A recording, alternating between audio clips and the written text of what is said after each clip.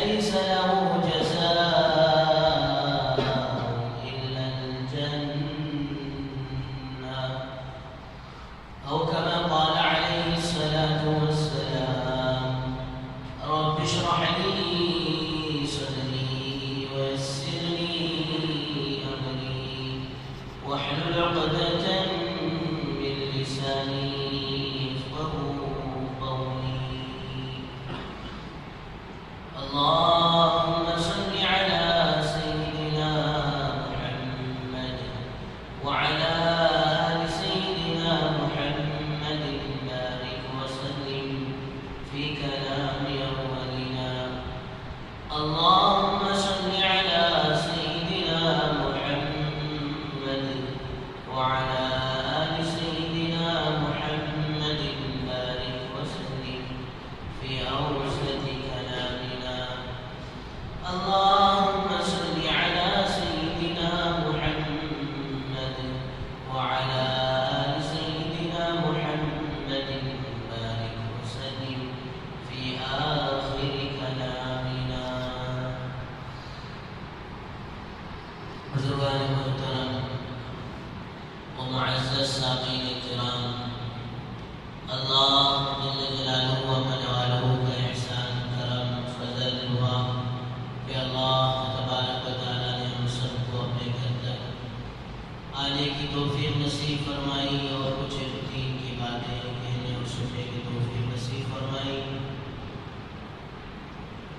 درود و سلام نازل و آقا مدنی تاجدار مدینہ احمد مجتبی محمد مصطفیٰ صلی اللہ علیہ وسلم کے ذات عالی پر. بزرگوں دوستوں، گزشتہ جمعہ حج کے متعلق چند باتیں سامنے آتی رہی اور میں نے اس کا مقصد بھی بیان کیا کہ ہمارے اس مجمع میں جانے والے تو گنے چنے احباب ہی ہوں گے، لیکن ان دنوں میں حج کا تذکرہ کرنا، حج کے تعلق سے چند باتیں کہنا اور سننا اس لیے ہو کہ تاکہ ہمارے اندر بھی وہ حج بیت اللہ کا جذبہ اور شوق پیدا ہو، اللہ کے گھر کی محبت پیدا ہو، حضور اکرم صلی اللہ علیہ وسلم کی قبر اطہر کی زیارت کی، دیدار کی ہمارے اندر بھی رغبت، شوق اور خواہش ہو، تاکہ اللہ پاک ان رغبتوں کو، ان خواہشوں کو، ان شوق و جذبوں اور محبتوں کو ذریعہ بنا کر اللہ پاک ہمیں بھی اپنے پاک گھر کی دیدار نصیب فرما دے، حج بیت اللہ کی زیارت نصیب فرما دے، مدینہ طیبہ کی حاضری کی توفیق و سعادت نصیب فرما دے. بزرگوں دوستو، ایک اللہ تبارک و تعالیٰ نے بدنی عبادت اپنے بندوں پر فرض کیا ہے. نماز یہ بدنی عبادت ہے، روزہ یہ بھی بدنی عبادت ہے، زکوٰۃ مالی عبادت ہے، اس میں مال لگانا پڑتا ہے، جبکہ روزہ اور نماز کے اندر اپنے جسم کو لگانا پڑتا ہے. ان دو فرائض سے ہٹ کر دوستو ایک اور ایک فریضہ حج بیت اللہ، اس کے اندر دونوں چیزیں لگانا پڑتا ہے، جان بھی لگاؤ اور مال بھی لگاؤ. بدنی عبادت بھی ہے اور دوستو مالی عبادت بھی ہے. اور عجیب و غریب بات یہ ہے کہ اللہ تبارک و تعالیٰ نے دوستو نماز کو فرض کیا، ایک جگہ نہیں، تقریباً 750 جگہ نماز کا حکم دیا. اقیموا الصلاۃ اقیموا الصلاۃ.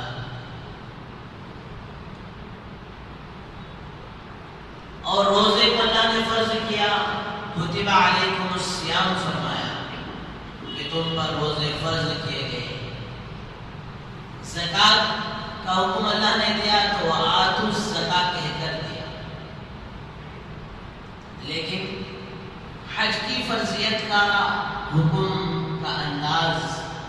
بڑا ہی نرالا ہے.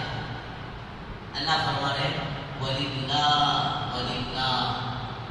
حج کے فرضیت کا پہلا ہی لفظ اللہ نے اپنے نام کے ساتھ جوڑ دیا. وَلِلَّهِ. کیا مطلب؟ کسی حاجی صاحب سے کہے آپ کہاں جا رہے ہیں تو کہیں گے میں حج کو جا رہا ہوں، جبکہ اللہ تعالیٰ اس لفظ کے ذریعے سے اشارہ دے رہے ہیں حج نہیں، حج تو ارادہ ہے. کس کا ہے؟ وَلِلَّهِ. اللہ سے ملاقات کا. وَلِلَّهِ. اللہ کی دیدار کا. پھر آگے فرمایا وَلِلَّهِ عَلَى النَّاسِ، کہ لوگوں پر حج فرض ہے. وَلِلَّهِ عَلَى الْمُؤْمِنِينَ کہہ سکتے تھے، اس لیے کہ حج کو کون جاتے ہیں؟ ایمان والے جاتے ہیں. علماء نے حدیث کی روشنی میں حج کے شرائط بیان کیے ہیں. ایمان والا ہو، صحت مند ہو، بیمار نہ ہو، مالدار ہو، غریب نہ ہو. لیکن اس سارے چیزوں سے ہٹ کر اللہ کہہ رہے ہیں وَلِلَّهِ عَلَى النَّاسِ، کہ ساری انسانیت کو اللہ اپنے گھر، اپنے سے ملاقات کی، اپنے دیدار کی، اپنی زیارت کی اللہ دعوت دے رہے. علی الناس کہہ کر بیمار ہو آنا چاہتے تو آ جاؤ، غریب ہو آنا چاہتے تو آ جاؤ. ارے اس سے ہٹ کر بے ایمان ہو، کلمہ پڑھ کر میری ملاقات کے لیے آ جاؤ. وَلِلَّهِ عَلَى النَّاسِ حِجُّ الْبَيْتِ. آگے اللہ نے ابتدا کو عجیب و غریب شروع کیا. آگے فرمایا مَنِ اسْتَطَاعَ إِلَيْهِ سَبِيلًا. ایک تو پہلے عام دعوت دی، اس کے بعد اللہ کہہ رہے ہیں کہ جو تم میں سے وہاں پہنچنے کی طاقت رکھتا ہو. حضرات علماء نے فرمایا وہاں جانے آنے کا خرچ ہو، وہاں جو جتنے دن رہتا ہے وہاں کے لیے اپنا خرچ ساتھ رکھ سکتا ہو. پھر وہ 40 دن مہینے کے لیے جو جا رہے ہوں اس وقت اپنے گھر والوں کو ان کا خرچ یہاں دے کر جائے. کرائے کے گھر میں رہتا ہے تو کرائے کا انتظام کر کر، بیوی بچوں کے راشن پانی کا انتظام کر کر. اب اس پر حج فرض ہے، حج کو جائے. لیکن آگے دوست اللہ کہتے ہیں وَمَنْ كَفَرَ فَإِنَّ اللَّهَ غَنِيٌّ عَنِ الْعَالَمِينَ.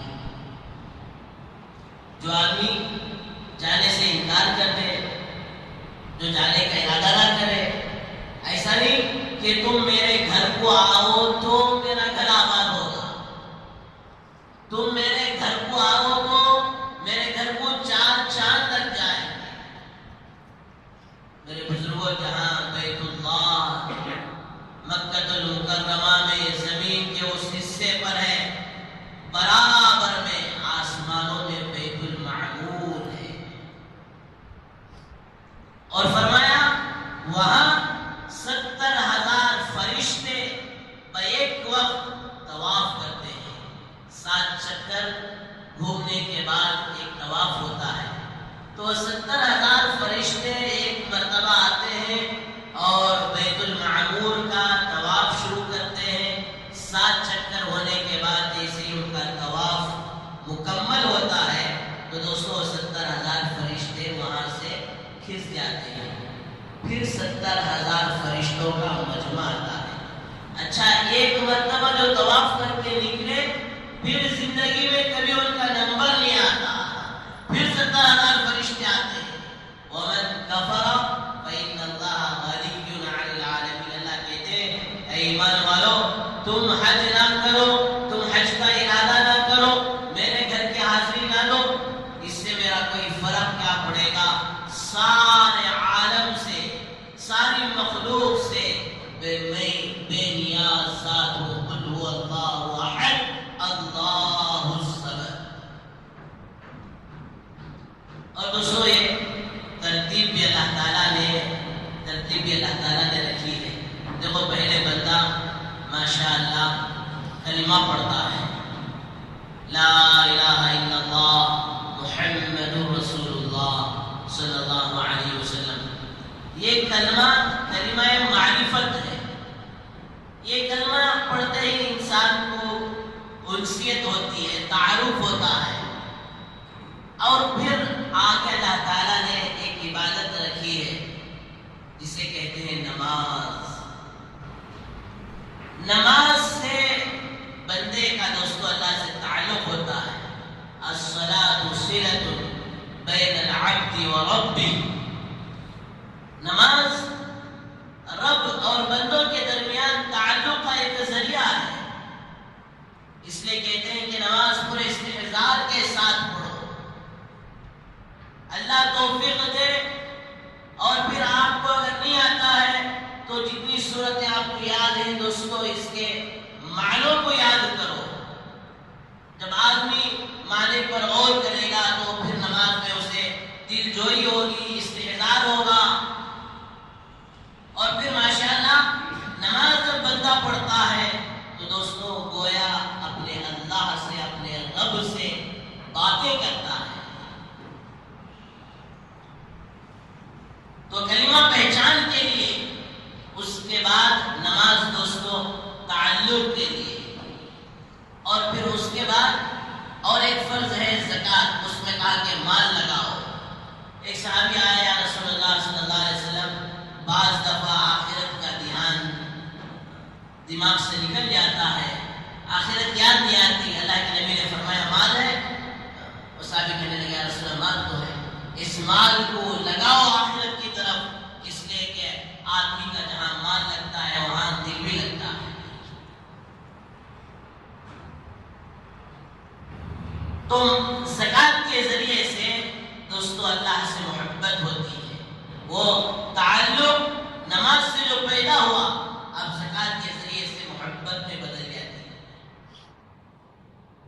کہ آدمی بغیر چورو چرا کے اللہ کا حکم ہے سمجھ کر جو ہے وہ مال لگا رہا ہے، اور پھر اس سے آگے بڑھ کر، محبت سے آگے بڑھ کر دوستو ایک چیز ہے عشق۔ محبت وہ تقسیم ہوتی ہے بیوی بچوں میں، ماں باپ میں، رشتہ داروں میں، لیکن عشق فرمایا یہ کسی سے خاص ہو جاتا ہے۔ اب اللہ نے اپنے ساتھ عشق کا مظہر و منظر بتانے کے لیے اللہ اپنے بندوں کو اپنے گھر بلاتے ہیں۔ اس لیے حضرت شیخ زکریا صاحب رحمۃ اللہ علیہ نے لکھا ہے حج کے پورے سفر میں دو ہی چیزیں ہیں، دو چیزوں کا حج نمونہ ہے، ایک عشق کا مظہر ہے، عشق کو ظاہر کرنے کی جگہ ہے، تو دوسری چیز دوستو وہ آخرت کی یاد دلاتا ہے۔ اب وہ عشق میں لوگ دیوانہ وار جاتے ہیں، اور فرمایا دوستو یہ ساری چیزیں اگر حاجی صحیح معنوں میں غور کرے تو یہ دو چیزوں کو قدم قدم پر یاد دلائے گا۔ اس لیے اب سب سے پہلے ہی دوستو جیسے ہی حاجی حج کے لیے جاتا ہے تو اس کے لیے حکم ہے کہ وہ اپنے آج تک کے جو پسندیدہ کپڑے تھے وہ کپڑوں کو چھوڑ دے۔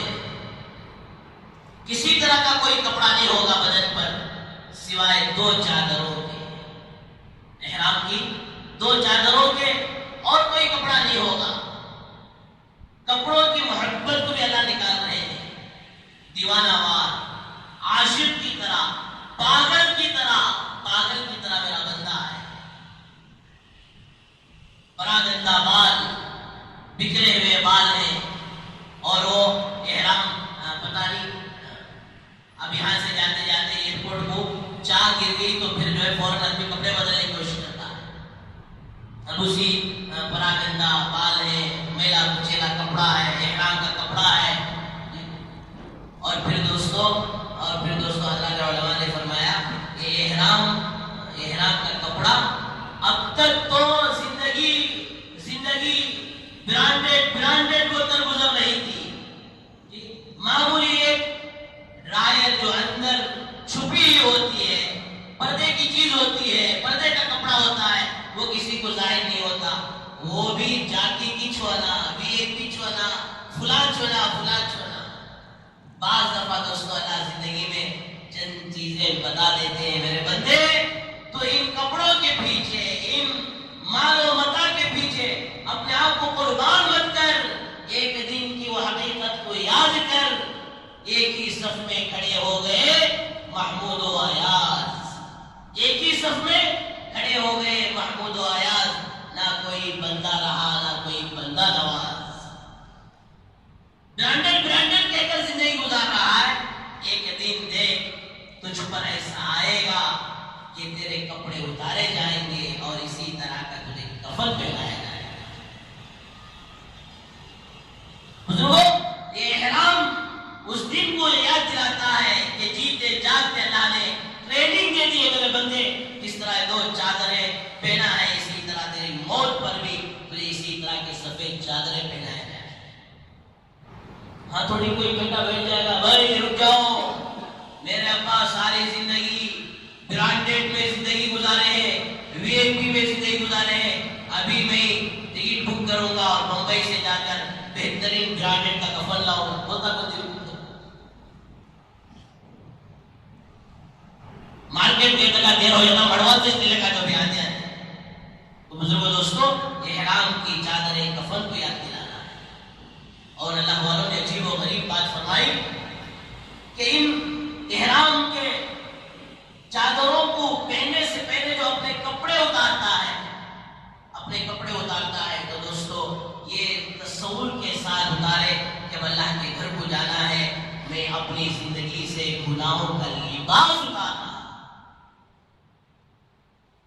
شیخ صاحب رحمۃ اللہ علیہ، حشبلی رحمۃ اللہ علیہ کے عجیب سوالات لکھے ہیں کہ اپنے شاگرد کو انہوں نے بھیجنے کے بعد تقریباً 40 سوالات کیے کہ یہ عمل کرتے وقت یہ ارادہ کیا، یہ عمل کرتے وقت یہ ارادہ کیا. اور شاگرد کہتا ہے حضرت نہیں. تو آخر میں کہتے ہیں کہ تیرا حج ہی نہیں ہوا تو دوبارہ حج کرتا.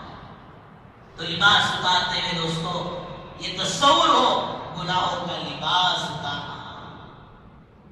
اور پھر ماشاءاللہ حاجی غسل فرماتا ہے تو غسل کرتے ہوئے دوستو یہ تصور ہو یہ توبہ کا غسل کر رہا ہوں. صرف ایسا ہی غسل نہیں کر رہا ہوں، یہ توبہ کا غسل کر رہا ہوں. اور پھر وہ احرام کی چادریں باندھتے ہوئے دوستو حضرات علماء نے فرمایا احرام یہ صرف دو کپڑے نہیں ہیں بلکہ احرام چند چیزوں کی پابندیاں ہیں. چند حلال چیزوں کو بھی اپنے اوپر حرام کر لینا ہے. تو اس وقت یہ نیت کر لینا اے اللہ حلال اور پاکیزہ چیزیں جو اب تک مجھ پر حلال تھی اب احرام کی پابندیوں میں آ کر اسے میں اپنے اوپر حرام کر رہا ہوں. اے اللہ اس کے بعد کی زندگی، حج کے بعد کی زندگی میں کبھی زندگی میں حرام کے قریب نہیں جاؤں گا. اس لیے حضرات علماء نے فرمایا حاجی کا حج قبول ہو گیا. اس کی علامت کیا ہے؟ اس کی علامت تو یہی ہے کہ حج کے بعد زندگی بدل جائے، زندگی کے اندر چینجز آ جائیں. پہلے نمازوں کا اتنا اہتمام نہیں تھا، اب حج کے بعد ماشاءاللہ نمازوں کا اہتمام ہو رہا. سنتوں کا پہلے اہتمام نہیں تھا، نبی کے دیار پر جا کر اب سنتوں سے محبت ہو گئی، اب سنتوں میں اضافہ ہو گیا. پہلے کمائی گڑبڑ تھی، کمائی میں اونچ نیچ تھی، اب کمائی کے اندر احتیاط آ گئی. پہلے ایک سیٹ 3-4 کو بھی اگریمنٹ کر کے ڈال دیتا تھا، اب نہیں. حج کے بعد جو ہے وہ دودھ کا دودھ پانی کی طرح زندگی گزار رہا. بچوں کی شادیاں معلوم نہیں تھی، لین دین میں اور پتہ نہیں افراد تفریح میں الا بلا کے ساتھ شادیاں کر دیا. اب ماشاءاللہ حج ہو گیا ہے، اب میرے بچوں کی شادیاں بھی اس سنت کے مطابق ہوگی، مسجد کے ماحول میں ہوگی. بجائے لڑکی والوں سے پوچھ لینے کے لڑکی والوں کو دیکھ کر شادی کریں. زندگی میں تبدیلی آ گئی تو دوستو سمجھو یہ ہمارا حج مقبول بن گیا، یہ ہمارا حج مبرور بن گیا. پھر اس پر جتنے اللہ تبارک و تعالیٰ کی طرف سے پیارے نبی صلی اللہ علیہ وسلم نے حدیث مبارکہ میں فضیلت ارشاد فرمائی ہے، وعدے فرمائے ہیں، وہ سارے وعدوں سے حاجی مالا مال ہو جائے. تو بزرگو دوستو اب سارے جن کپڑوں سے محبت تھی وہ سارے کپڑوں کو نکال دیا گیا. اور پھر ماشاءاللہ اس کے بعد دوستو حاجی لبیک کہتا ہے. حدیث میں آتا ہے لبیک یہ حج کا شعار ہے. اور فرمایا حاجی جب بھی لبیک کہتا ہے تو اس کے ارد گرد جتنے پتھر درخت وغیرہ ہوتے ہیں دوستو وہ سب لبیک پڑھتے ہیں. اور فرمایا ادعوا ربکم تضرعا خفیا، اللہ کو عاجزی کے ساتھ، انکساری کے ساتھ، آہستہ کے ساتھ پکارو. لیکن لبیک کے بارے میں فرمایا الحج والعج والزج، حج کیا ہے؟ چلانا ہے، خون کو بہانا ہے، تو چلا چلا کر لبیک پڑھو. اور دوستو لبیک کا معنی کیا ہے؟ لبیک لبیک اللہ میں حاضر ہوں. کیا مطلب؟ اللہ اب تک بغاوت کی زندگی گزاری تھی، گناہوں کی زندگی گزاری تھی، نافرمانیت کی زندگی گزاری تھی، اللہ اب صلح کرنے کے لیے آ رہا. لبیک کیا مانا؟ اللہ اب تک اپنی منمانی کی زندگی گزار رہا تھا، اس کے بعد رب چاہی زندگی گزاروں گا. تو بزرگو دوستو ان اعمال کے ساتھ یہ چھوٹے سے عمل کے ساتھ، احرام کے ساتھ، لبیک کے ساتھ، نیت کے ساتھ جب دوستو ماشاءاللہ اس مقدس سرزمین میں حاضری کی توفیق ہوتی ہے اور اللہ کے گھر کے حاضری کی توفیق ہوتی ہے تو علماء نے فرمایا کہ جب وہاں جاؤ مسجد حرام میں سیدھا پیر رکھتے ہوئے حضور اکرم صلی اللہ علیہ وسلم پر درود و سلام پڑھتے ہوئے مسجد کی دعا پڑھتے ہوئے اللہ معاف فرمائے. جیسے ہی حج کی تاریخ آتی ہے آج ایک عجیب و غریب جس پر لاہور پڑے یا اور کچھ پڑے پتہ نہیں چلتا کہ آج ایک فضا بنتی ہے دعوتاں سمدھی دعوت کر دی. کئی کو بھی دعوت کر تو ان کا پیٹ خراب کر ان کی طبیعت بگاڑ کو مل گئی. نہیں حضرت ہمیں ان کو دعوت کرے تو ہم دعا میں یاد کرتے ہیں. تمہیں دعوت نہیں کرے تو بد دعا کرتی، دعوت کرے تو بھی دعا کرتی، سو دعوت نہیں کرے تو بھی دعا ہی کرے. اللہ معاف فرمائے. یہ ایک عام فضا بن رہی ہے کہ بلاؤ کھلاؤ اور اس میں بھی کمپٹیشن ہو رہا ہے. ایک جگہ 6 چیزیں ہیں، ایک سمجھی کیا اور ایک سمجھی جی ان کو اور اٹیک کرتے ہیں، 6 کی جگہ 8 چیزیں رکھتے ہیں. مطلب یہ ہے کہ حاجی اور حاجن کو کھلا کے اتنے عادی بنا رہے کہ وہ 40 دن میں بھی کھاتے یہی عمل کر کے آ جاتا. اللہ حفاظت فرمائے.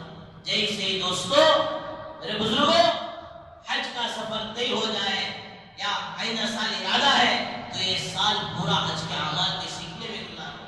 عجیب و غریب دعائیں ہیں. 14 مقامات تقریباً وہاں ہے کہ وہاں دعائیں قبول ہوتی ہیں.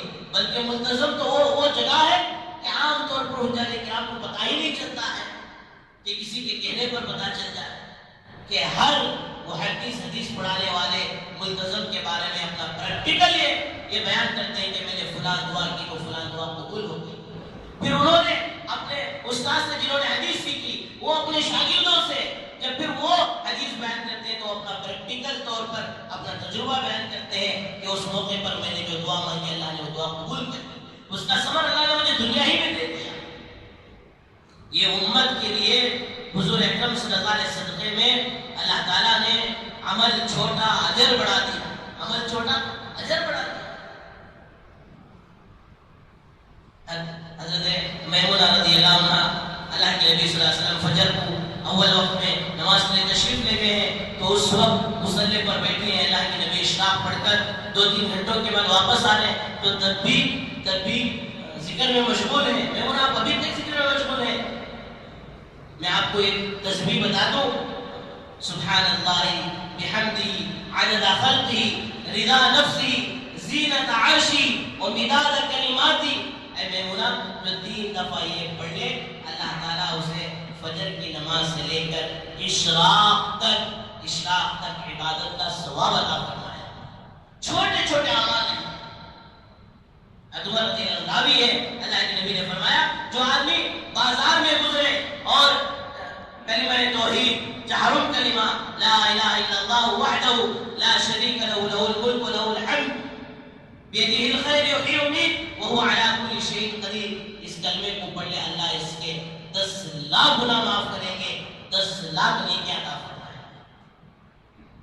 आदमी परेशान होता है कि मेरा काम अटका हुआ है, हस्बी अल्लाह ला इलाहा इल्ला हु अलैहि तवक्कलतु व हुवा रब्बुल अर्शिल अज़ीम। इस आयत का विर्द करे तो दोस्तों इसके अधूरे कामों को अल्लाह पूरा कर देगा। कितने आसान है कि छोटे छोटे अमल पर अल्लाह ने अजर बढ़ा दिया। इस उम्मत में मिसाल के तौर पर यहूदी पहले आए तो फजर से जोहर तक इनकी ड्यूटी थी, 100 रुपए गोया इनको मिलते थे। जोहर से असर तक फिर नसारा आए, ये इनकी ड्यूटी होती थी, इनको 100 रुपए मिलते थे। आखिरी में उम्मत मुहम्मदिया सल्लल्लाहु अलैहि वसल्लम आई, ये असर से मगरिब तक इबादत करेगी, इसे भी 100 रुपए मिल जाएंगे। अल्लाह ने इस उम्मत पर इतना एहसान किया है, लेकिन बजाय इन दुआओं के सीखने के और कुछ सीखने के, वहां के दोस्तों अमल को मालूम करने के, सारा जो इसी चक्कर में पड़े। अल्लाह हिफाजत फरमाए। दोस्तों आयत बयान नहीं कर रहा हूं, कल एक जगह हाजियों का जोड़ था, हल्के लगे थे जी। एक मेरे बाजू में भाई साहब बैठे थे, बेचारे कुल हुवल्लाहु अहद का सूरा नहीं पढ़ पा रहे, अलहम्द का सूरा नहीं पढ़ पा रहे। ये ऐसा नहीं कि रात को जो है हज कमेटी वालों ने तुम्हें मैसेज भेजा और सुबह को जो है पुलिस की गाड़ी आकर तुम्हें हज को लेकर चले, ऐसा थोड़ी है। अरे 6 महीने पहले आपने फार्म भरा है, 3-4 महीने पहले आपका जो है पूरे में नाम आ गया है, आप कर रहे क्या है? दोस्तों कोई अजमत नहीं है, कोई अदब नहीं है, कोई एहतराम नहीं है। अल्लाह हिफाजत फरमाए। इसलिए मेरे बुजुर्गों दोस्तों, वहां जाने से पहले वहां की अजमतों को लेकर जाएं, वहां के आदाब को लेकर जाएं, वहां के दोस्तों अरकान को सीख कर जाएं, किस मौके पर क्या पढ़ा जाए, किस जगह पर किस मौके पर कहां दुआएं कबूल होती हैं, ये सीख कर जाएंगे तो फिर माशाअल्लाह वो हज से आपको अजीब व गरीब इज्जत मिलेगी। वो हज से अल्लाह आपकी जिंदगी को बदल देंगे, आपका वो हज मकबूल व मबरूर बन जाएगा। आज जुमा की नमाज में गड़बड़ कर ली तो उम्मीद है कि आइंदा जुमा की नमाज सही कर लेंगे। इस साल के रोजे में गफलत हो गई, उम्मीद है कि आइंदा फिर रोजे इंशाअल्लाह मिलेंगे। लेकिन दोस्तों याद रखें, हज एक इबादत इसलिए है कि वो सिर्फ और सिर्फ जिंदगी में एक ही मर्तबा फर्ज होता है। तो अगर वहां जाने के बाद दुआओं के इहतिमाम के साथ, सुन्नत के इहतिमाम के साथ मस्जिद हरम में दाखिल हो, लब्बैक पढ़ते हुए चिल्लाते हुए जाएं, और जैसे ही मताफ आ जाए तो दोस्तों अपने लब्बैक को बंद करें, काबतुल्लाह पर भरपूर निगाह डालें। ये वो काबा आपके सामने है जिसके जहां हाजिरी देने के लिए कई लोग तहज्जुद में उठकर रोते रोते वहां की तौफीक मांगते मांगते दुनिया से चले गए, लेकिन उनको दोस्तों वहां की हाजिरी नसीब नहीं हुई। ये वो घर है जहां हजरत आदम अलैहिस्सलाम से लेकर 1.25 लाख अंबिया अलैहिस्सलाम ने इस घर का तवाफ किया है। ये वो घर है, अभी आप एक कदम आगे बढ़कर तवाफ शुरू करेंगे तो 70,000 फरिश्ते आपकी दुआओं पर आमीन कहने के लिए हमेशा अल्लाह ने वहां रख दिया है। तो वो जैसे ही दोस्तों नजर पड़े, पत्थर जैसा दिल इंसान हो, काबतुल्लाह को देखकर उसका दिल नरम हो जाता है। खूब दोस्तों गिड़गिड़ाकर आजिजी के साथ, इंकिसारी के साथ जितना दिल चाहे रो रो कर दोस्तों दुआ कर ले, इसलिए कि वो मंजर वो है। शायर कहता है, काबे पे पड़ी जब पहली नजर, क्या चीज है दुनिया भूल गया।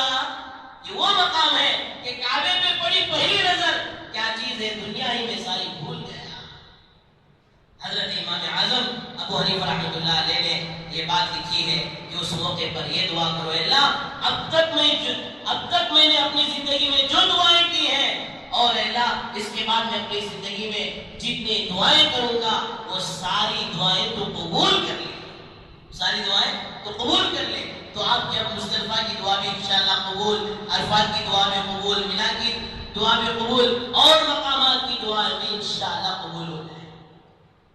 उसके बाद बुजुर्गों दोस्तों आगे बढ़कर हजर अस्वद के पास से माशाअल्लाह तवाफ शुरू होता है, सीधा मोहन बाग खोल लिया जाता है, उसे इस्तिमा किया जाता है।